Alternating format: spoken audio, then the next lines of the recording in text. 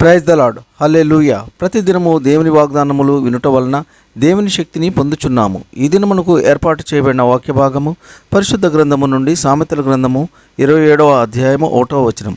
రేపటి దినమును గూర్చి అతిశయపడకము, ఏ దినమున ఏది సంభవించునో అది నీకు తెలియదు. ఇప్పుడు పరిస్థితులను బట్టి మనము ఈ రోజు గురించి అతిశయించాలి. ఈరోజు ఉన్న ఆనందము, సంతోషము రేపటి రోజు కూడా ఇలా ఉండగలమని గ్యారంటీ లేదు.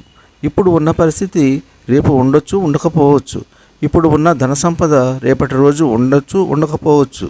ఇప్పుడు ఉన్న బంధుమిత్రులు కానీ స్నేహితులు కానీ రేపటి దినమున ఉంటారు అని గ్యారంటీ లేదు. కనుక రేపటి రోజు గురించి ఎప్పుడూ ఆలోచించవద్దు. ప్రతిరోజు ఏమి సంభవించునో మనకు తెలియదు. ప్రతి విషయమై దేవునికి అప్పగించి, నీ చిత్తము తండ్రి, మీ చిత్తాన్ని జరిగించండి అని దేవుని వేడుకోవాలి. అప్పుడు మనకిష్టమైనవన్నీ దేవుడు నెరవేర్చుతారు. ఈ కొద్ది మాటలు దేవుడు దీవించునుగాక. ఆమెన్. మహాపరిశుద్ధుడ, గొప్ప దేవ, మీ ఘనమైన ఉన్నతమైన నామమును బట్టి వేలాది వందనాలు స్తుతులు చెల్లించున్నాం తండ్రి. గడిచిన రోజంతా మమ్మల్ని క్షేమంగా కాపాడి ఈ నూతన దినములోకి ప్రవేశపెట్టినందుకు మీకు వేలాది వందనాలు స్తుతులు చెల్లించున్నాము. సామెతల గ్రంథము 27వ అధ్యాయము 1వ వచనంలో తెలియపరిచిన విధంగా రేపటి రోజు గురించి సంతోషించవద్దు. ఏ దినమున ఏమి సంభవించుద్దో మీకు తెలియదు, కాబట్టి అలా ఎప్పుడూ ఆలోచించకు అని వాక్యము ద్వారా సెలవిచ్చినారు.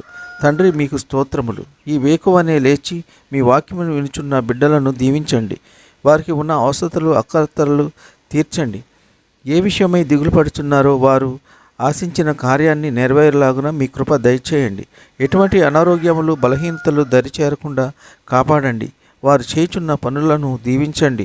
వారి రాకపోకలలో క్షేమమును దయచేయండి.